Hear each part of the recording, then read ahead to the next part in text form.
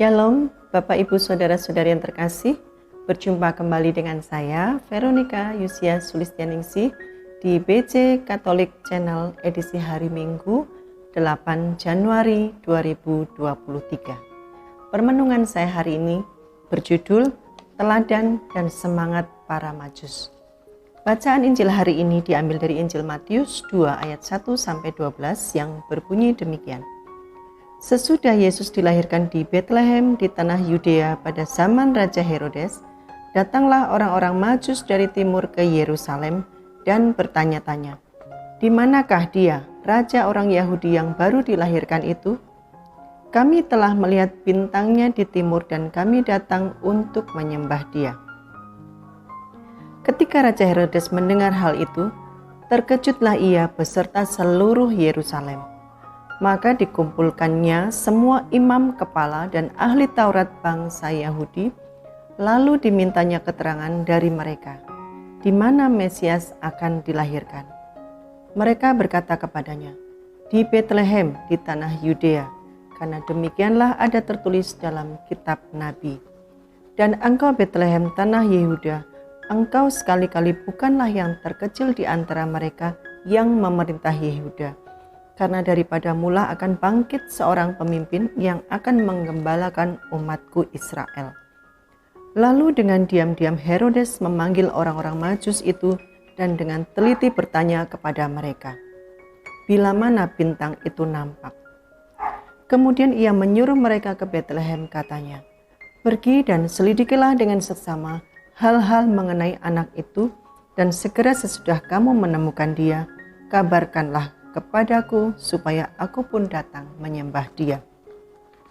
Setelah mendengar kata raja itu, berangkatlah mereka. Dan lihatlah, bintang yang mereka lihat di timur itu mendahului mereka hingga tiba dan berhenti di atas tempat di mana anak itu berada. Ketika mereka melihat bintang itu, sangatlah bersukacitalah mereka.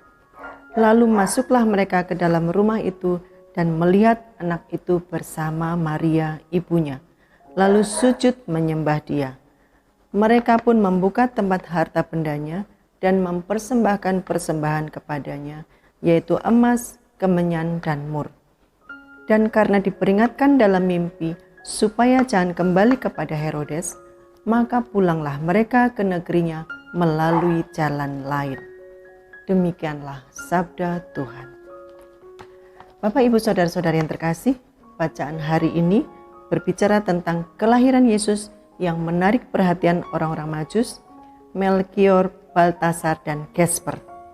Mereka adalah orang penting dari timur yang mau menundukkan diri untuk mencari Yesus dan mengakui bahwa Yesus adalah Raja yang dijanjikan. Mereka rela membayar harga untuk bertemu dengan Sang Raja. Dengan antusias segera bergegas mencari Yesus dengan tujuan untuk menemukan bayi yang terlahir sebagai raja orang Yahudi, untuk datang dan menyembahnya dengan penuh sukacita.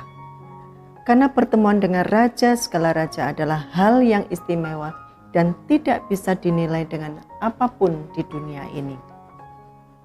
Saya melihat ada sikap ketaatan yang dilandasi ketulusan hati dari orang-orang Majus untuk mematuhi peringatan tersebut. Dari sini saya merenungkan dan mengingat diri saya yang seperti orang-orang Majus yang rindu mencari Tuhan. Para Majus memiliki semangat yang besar untuk mengetahui tentang Yesus dan melakukan perjumpaan dengan Yesus. Menempuh perjalanan yang jauh, melelahkan dan penuh tantangan dengan medan yang sangat berat, padang gurun yang tandus, dan menempuh perjalanan yang berliku-liku penuh dengan ancaman. Dapat saja di tengah-tengah perjalanan mereka itu mereka mengalami banyak persoalan. Kekurangan makan dan minum, sakit, kelelahan, dan mungkin tidur di tempat yang tidak layak. Namun mereka maju terus tanpa kenal lelah atau menyerah sehingga tiba pada tujuan berjumpa dengan Yesus Sang Raja. Ada yang menarik di tengah perjalanan para Majus ini. Di tengah tantangan perjalanan, mereka tetap peka dengan memperhatikan petunjuk Tuhan. Melihat bintang, kemana arah bintang, itulah arah perjalanan hidup mereka. tidak mengandalkan diri, pengetahuan diri, ataupun pengalaman, tetapi petunjuk dari Tuhan. Para Majus mempunyai tekad yang kuat dengan meninggalkan keduniawiannya untuk bertemu dengan Raja Sang Penyelamat dunia. Para Majus mempersembahkan yang terbaik kepada Tuhan, tidak saja pemberian diri, tetapi mempersembahkan harta mereka yang terbaik kepada Tuhan. Pertama yang dilakukan adalah membuka hati kepada Tuhan dengan cara sujud menyembah, dan kemudian yang kedua, mereka membuka harta mereka dan mempersembahkan yang terbaik kepada Tuhan. Semangat dan kerinduan berjumpa dengan Tuhan, menjalani hidup berdasarkan petunjuk Tuhan, sujud menyembah kepada Tuhan dan mempersembahkan yang terbaik bagi Tuhan, telah mendatangkan berkat yang luar biasa bagi kehidupan orang-orang Majus ini. Penulis Injil Matius mengatakan bahwa Tuhan memberitahukan bagi mereka bahaya yang dapat membinasakan dan membuka jalan lain bagi mereka untuk menyelamatkan hidup dari rencana-rencana jahat Raja Herodes. Kita bisa baca di ayat yang ke-12. Herodes boleh berencana untuk membinasakan, tetapi Tuhan punya rencana untuk menyelamatkan. Orang-orang Majus ini telah datang dengan hati yang tulus dan murni kepada Tuhan, dan Tuhan tidak akan membuang mereka dengan sia-sia. Bapak, Ibu, Saudara-saudari yang terkasih, saya terkesan pada ayat yang ke-12. Dan karena diperingatkan dalam mimpi supaya jangan kembali kepada Herodes, maka pulanglah mereka ke negerinya melalui jalan lain. Saya memaknai pulang melalui jalan lain adalah meninggalkan cara hidup yang lama sebelum mengenal Tuhan dan berganti dengan cara hidup yang baru, berjalan menyongsong masa depan bersama Tuhan. Saya sungguh mengimani bahwa Tuhan akan selalu menyertai perjalanan hidup saya ketika saya mau mencari Dia dengan sungguh-sungguh. Tidak ada satu kuasa atau rencana jahat apapun yang mampu memisahkan saya dari kasih Tuhan. Terbukti, seringkali saya terhindar dari bahaya. Apapun itu, selalu ada tanda dari Tuhan ketika ada orang-orang yang akan menjahati saya dengan berbagai cara, dan dengan cara yang ajaib pula Tuhan melindungi saya dengan perisai kuasa-Nya. Entah apa jadinya saya ketika di tengah pergumulan hidup dengan berbagai permasalahan yang terjadi, saya tidak mau mendengar dan menjawab panggilan Tuhan untuk datang kepadanya. Tentunya saya masih hidup dalam belenggu dosa, tidak ada damai sejahtera dan sukacita, serta tidak ada kasih. Saya yang dulu sempat terhilang, berusaha kembali mencari jalan Tuhan, belajar peka untuk mendengar suaranya ketika Tuhan memanggil saya untuk datang, menyembah, dan berserah total.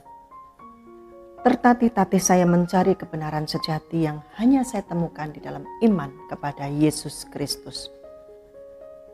Berjalan sendirian menuju rumahnya, memohon ampunannya, sampai pada satu keyakinan dan kebulatan hati untuk menerima sakramen baptis dan menghidupi iman Katolik sampai dengan hari ini. Yang pasti saya tahu bahwa sekalipun saya berjalan sendiri, namun saya selalu disertai Tuhan hingga pada saatnya saya akan kembali sampai pada kehidupan kekal. Saya belajar taat kepada kehendak Tuhan melalui peringatan yang disampaikannya untuk hidup seturut kehendaknya, setia menjalankan tugas perutusan dalam pewartaan kabar sukacita kepada setiap orang yang saya jumpai dalam kehidupan nyata sehari-hari, sebagai satu kesaksian tentang kebaikan Tuhan dalam kehidupan saya. Menjadi bahan permenungan bagi saya bahwa dalam perjalanan hidup sebagai orang percaya, apapun tantangan yang saya hadapi tidak boleh melunturkan semangat dan kerinduan saya untuk berjumpa dengan Tuhan. Ini adalah perjalanan iman yang tidak lepas dari masalah dan tantangan. Kekenyangan dan kelaparan, susah dan senang, air mata duka dan tawaria, kekurangan dan kelimpahan, sakit hati ataupun kebahagiaan, semua itu pasti terjadi dan akan terus saya alami. Betapapun berat dan pahit masalah hidup yang sekarang saya alami, tidak akan menyurutkan langkah saya untuk mengalami perjumpaan dengan Tuhan dalam perayaan Ekaristi di gereja, novena dan doa-doa harian yang saya hidupi setiap hari dengan penuh syukur dan gembira hati dalam pimpinan dan penyertaan Tuhan. Belajar menjalani hidup sebagai orang beriman dan percaya sesuai dengan petunjuk Tuhan ternyata membuat hidup saya menjadi tidak tersesat dan binasa. Apa petunjuk Tuhan bagi saya? Firman Allah. Mazmur 119 ayat 105 katakan, firman Allah itu pelita bagi kakiku dan terang bagi jalanku. Saya belajar menjalani kehidupan dalam firman Allah dengan tidak mengandalkan kepintaran, pengetahuan, dan pengalaman semata, namun melihat dan mendengar apa yang Tuhan mau dalam hidup saya. Bersyukur saya tetap mengandalkan firman. Bapak, Ibu, Saudara-saudari yang terkasih, karena sesuatu dan lain hal saya sempat terhilang, menikah dengan pasangan beda agama, dan dalam pressure yang luar biasa. Secara materi saya berkelimpahan, namun untuk ke gereja saya harus sembunyi-sembunyi. Bahkan Alkitab saya sempat dilempar dan dibakar. Namun Tuhan punya kuasa. Firman-Nya itu tetap tinggal dalam hati saya sampai sekarang. Sehingga saya sudah terbebas untuk bisa bertemu dengan Tuhan di gereja. Ini perjalanan iman yang sungguh melelahkan. Jika bukan karena kemurahan Tuhan, saya belum bebas merdeka dalam beribadah. Inilah semangat orang Majus yang saya hidupi, yaitu terus memperhatikan petunjuk Tuhan. Dalam segala hal dan dalam segala keadaan, Yesus menjadi satu-satunya Tuhan yang patut disembah dalam hidup saya. Walau terkadang apa yang saya temukan atau hadapi tidak sesuai dengan apa yang saya harapkan atau bayangkan. Dulu saya mengharapkan hidup bersama Yesus adalah kehidupan yang bebas dari masalah, tantangan, dan penderitaan, ataupun dalam kehidupan yang mulus dan baik-baik saja, bahagia dan selalu beruntung. Tetapi pada kenyataannya, justru persoalan dan tantangan silih berganti datang. Bahkan ketika saya setia menjalani kehidupan bersama Tuhan pun, Tuhan masih izinkan saya mengalami sakit hati yang teramat sangat. Banyak kegagalan, kekecewaan, dan keputusasaan yang saya alami. Namun kembali saya diingatkan bahwa para Majus yang tidak undur ketika harapan tidak sesuai dengan kenyataan. Tetap pada tekadnya untuk terus melanjutkan perjalanan bertemu dan menyembah Yesus Sang Raja. Hal ini semakin meneguhkan saya bahwa ada satu jaminan bahwa Tuhan akan terus menyertai saya dalam situasi apapun dan memberi saya hikmat untuk selalu menjadikan setiap persoalan yang terjadi adalah berkat yang semakin menguatkan saya untuk terus berserah kepadanya.